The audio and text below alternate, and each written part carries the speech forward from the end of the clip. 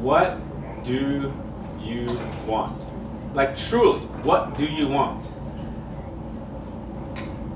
And maybe you know, you can name it 1, 2, 3, 4, or maybe it's a little bit hard for you to think about what do I really want? And with that kind of goes into today's topic is, do you want all the blessings that God has given us? Which is a lot. Yeah. Or, like deep down in your heart, do you truly want God himself? I think the challenge can become, and the problem, when we desire God's blessings, and in this case, like money, more than God himself. And maybe you desire that Porsche 911, you know, straight six, no turbo. Maybe that's what you truly desire deep down. You know, stick shift, and you know, just everything right? The firm, the suspension, the brakes, the handling, all that stuff. Or maybe you desire that Target unlimited gift card. I don't know what you truly desire. But anyways, Jesus had a lot of things to say about money. All right, we're not going to go through all the scriptures, but these are some parables that deals with money, possessions, and greed. It's estimated that out of about 40 parables, 11 or 16, that's about 30 to 40%, deals with possessions and money. All right, I mean, compared to other topics, Jesus talked more about money than heaven and hell combined. He talked more about money and wealth than faith and prayer combined. In the Bible, there's about 2,300 verses regarding money, wealth, and stewardship, which is almost double the amount dedicated to faith and prayer. There's a couple times in the New Testament Jesus said, watch out. It's not that many times, but it's a couple times. He says, watch out for false prophets. Watch out for the teachers of the law. Watch out for being deceived. And he also says, watch out for greed. In Luke 12, verse 15, he says, talking about when the person comes up to Jesus and says, hey, my brother and I, we got this inheritance, but he wants it all. Can you help us? And Jesus said, watch out. Be on your guard against all kinds of greed. Life does not consist in abundance of possessions. And there was a minister who said that he counts a lot of people, and they would come to him and talk about their issues and confess their sin. But he said never has someone come up to him and said, Pastor, I think I'm greedy. He said never. And I thought about for me too, because greed is not just wanting more, it's also having a hard time giving up things and sharing and being hospitable, being generous.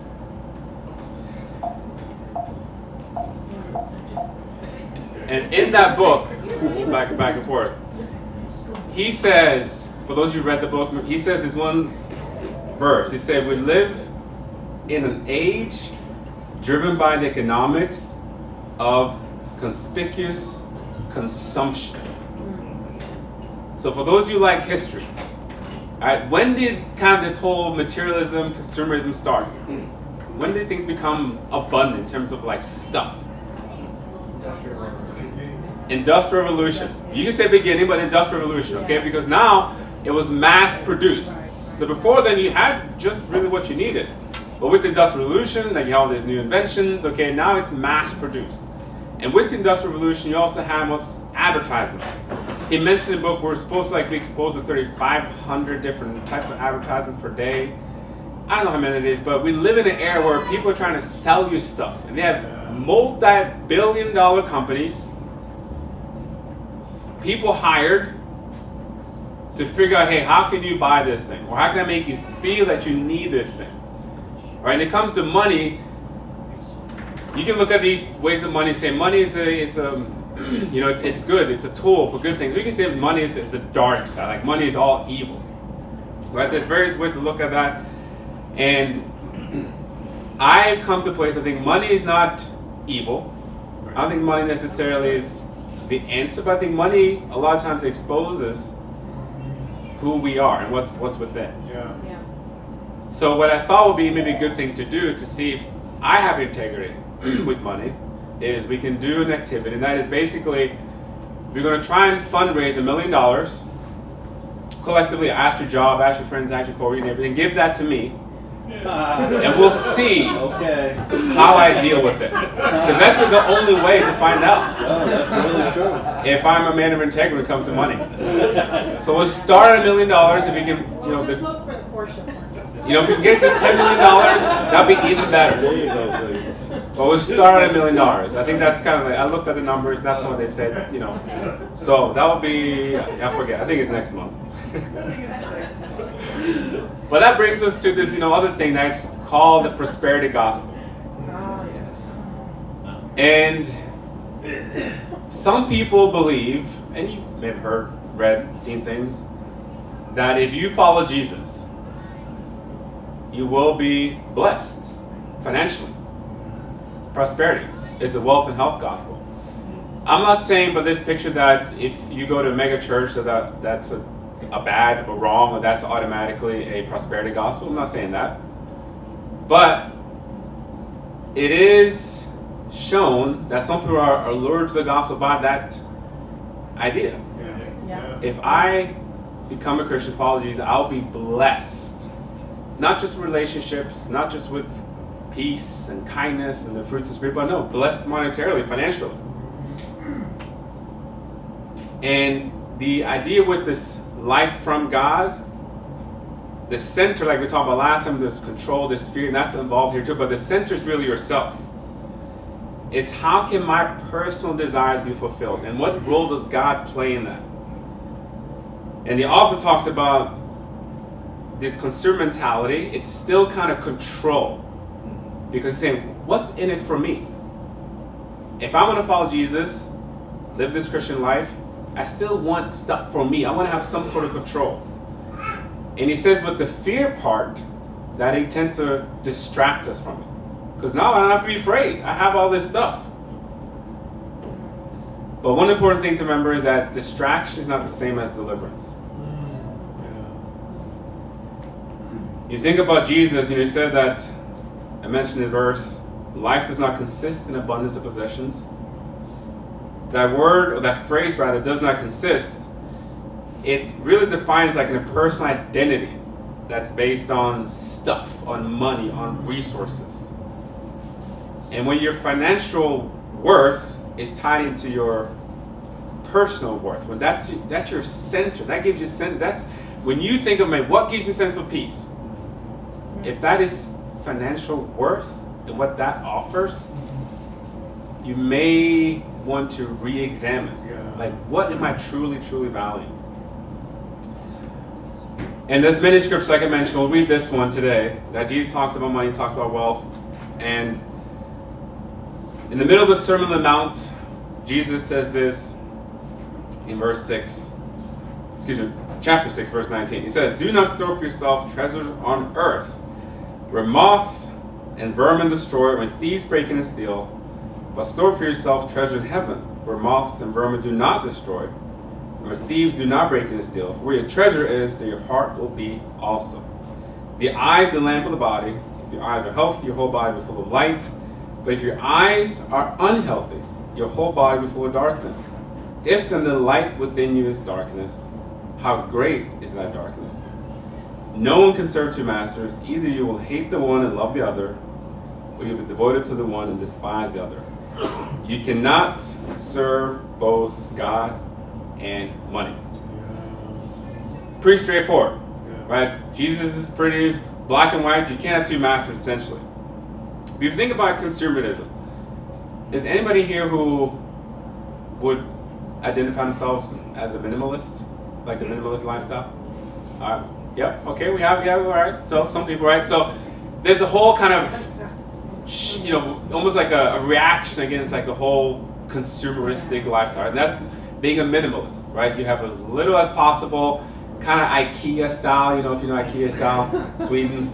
It's not from Norway. That's okay. We forgive them. But I think Norway has the most gold in the Olympics so far.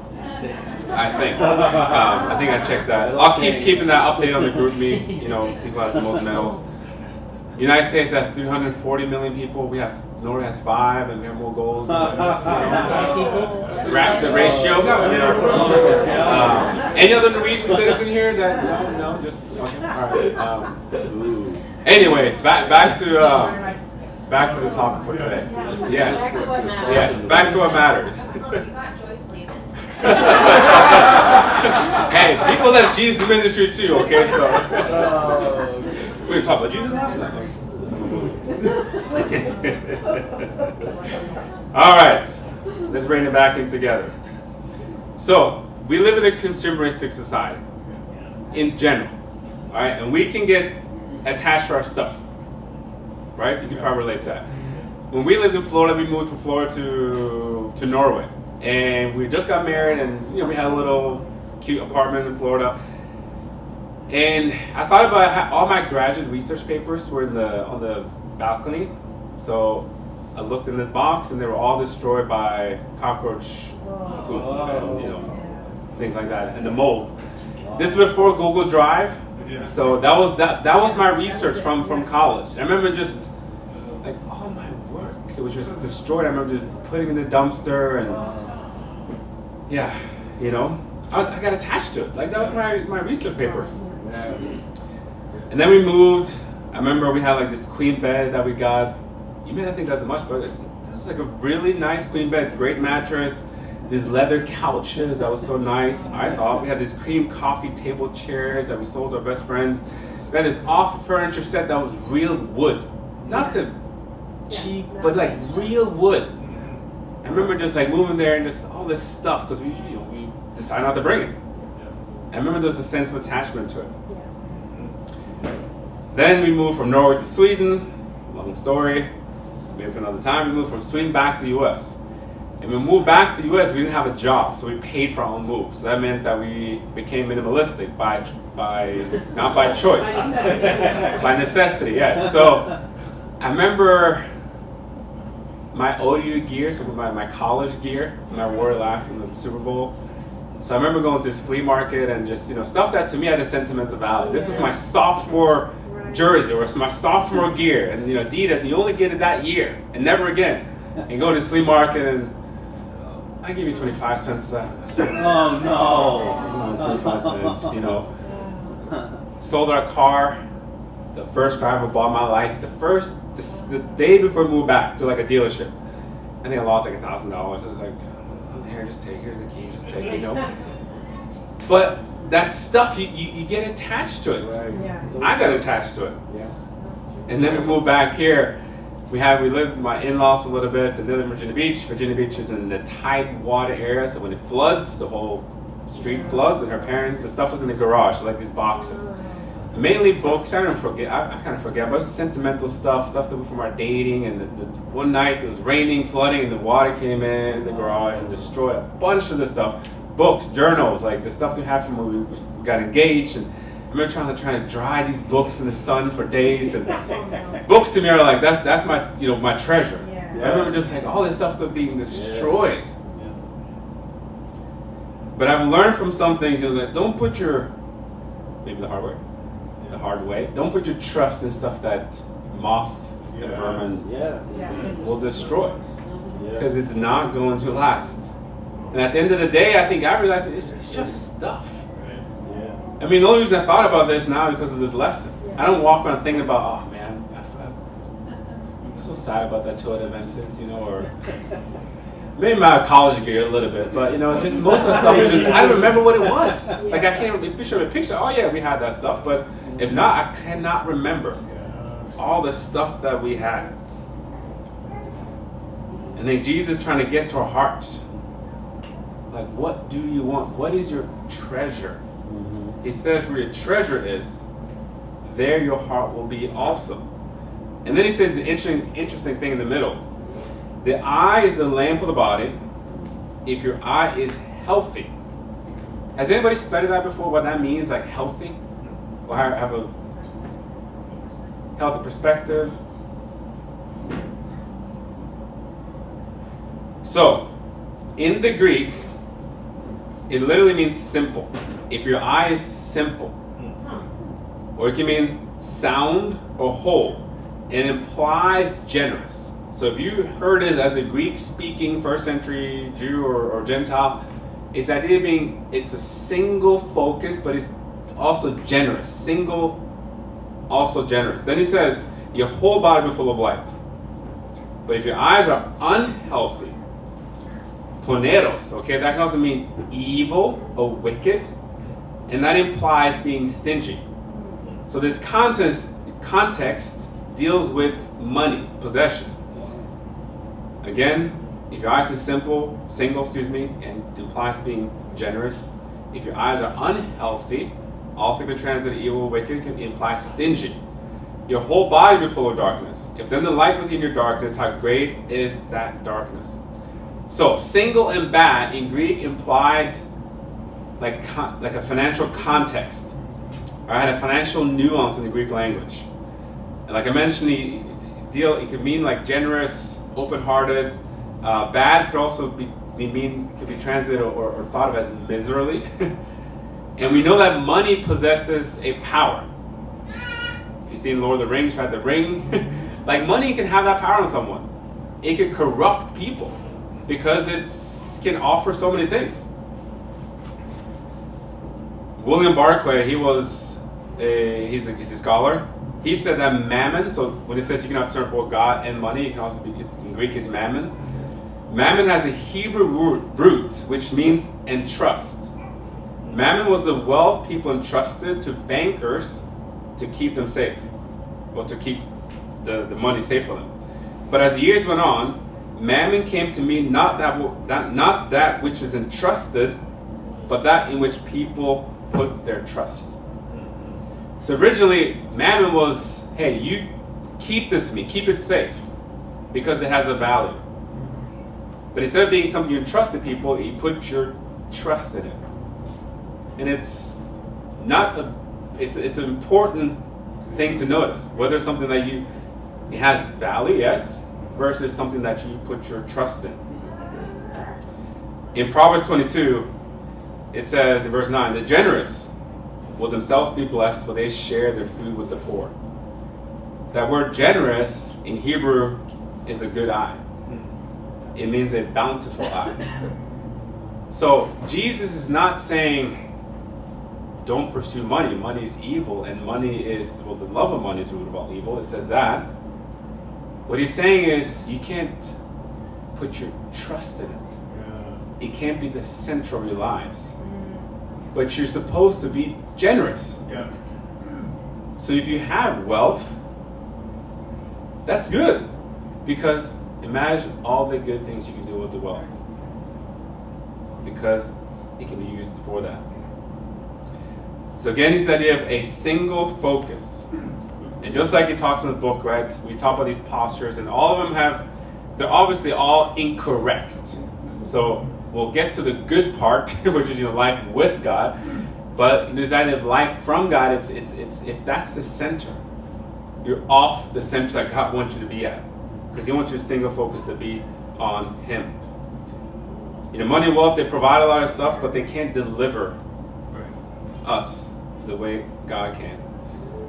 Because Jesus says you can't serve two masters, only one. If you think about just that logic, if you even take God out of the picture, right? If you are half-heartedly devoted to something that's important, like say your spouse, or say your kids, or say your job, or say your profession, or say if you're an athlete, if you're half-hearted, most time it doesn't end well. Right. If you're, I'm gonna do a little bit of this, I'm also a little bit of this, and that's what Jesus is saying. You can't serve both. You can only serve one. You can't have divided loyalties. Tim Keller wrote this book called Counterfeit Gods, and he goes through idols. And it's a great book if you haven't read it.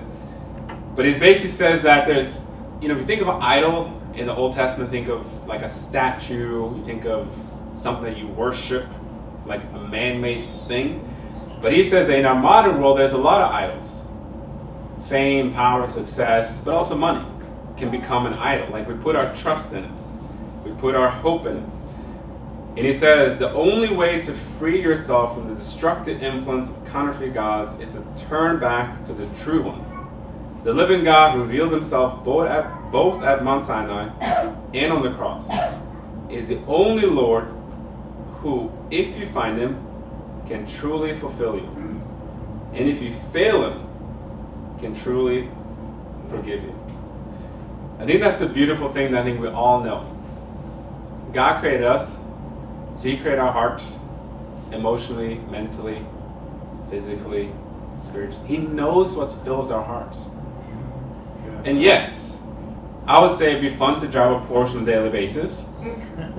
I'm sure, because I like cars. I don't know what it is for you, right? I'm sure I'd be smiling as I hear that engine revving and all that stuff. But if I just had that, my marriage is broken. She left. Relation with kids, disarranged. No community. No peace. No friends. No real friendship. Authentic. Of course, no. It's empty. It's so empty. That's not designed to fill me at the deepest level. Right? We know God fulfills it at his deepest level. And as I thought about this quote, he says, if you find him. Because there's no guarantee that everybody's going to find God. He's there, but we know from the scriptures not everyone is going to find God. So if you find him, he can truly fulfill you. So if you're sitting here feeling, man, on a day-to-day basis, I just feel so fulfilled by God.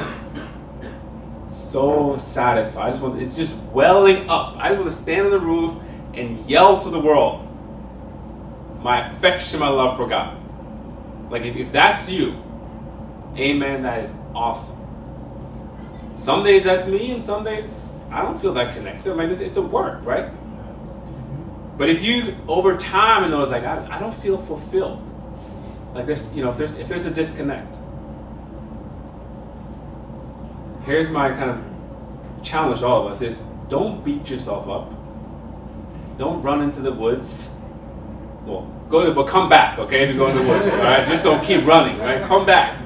But take a time to try and stop and reflect. And this is, I was telling her the other day, it's hard for me to stop and reflect. And I try to journal and look, but just to stop and reflect. Am I being fulfilled by God? And if not, dig into that heart. Like, what is it that's filling me today? Why am I not feeling fulfilled? Maybe it's money, maybe it's work, maybe it's who knows what. The Patriots lost the Super Bowl. Maybe that's, I don't know. Right? But for some people, maybe not here, but for some people, they may take that heart. I don't know what it is. God promises that he will fulfill you. His will is good, it is pleasing, it is perfect. Romans 12. So if you're not feeling that, for whatever reason, just pause. And remember, he forgives you. Money can't forgive you. Money is ruthless. If you owe money, they're going to come get you. God forgives you. So take that to heart that yes, he fulfills us and he forgives us. And when you feel that forgiveness, I think he gives you a power to keep going. Keep serving, keep loving. And as we remind ourselves that God gave everything through Jesus. He didn't give 10%, he didn't give 15%, he laid everything out. Like this is me. This is all I can give you, my heart.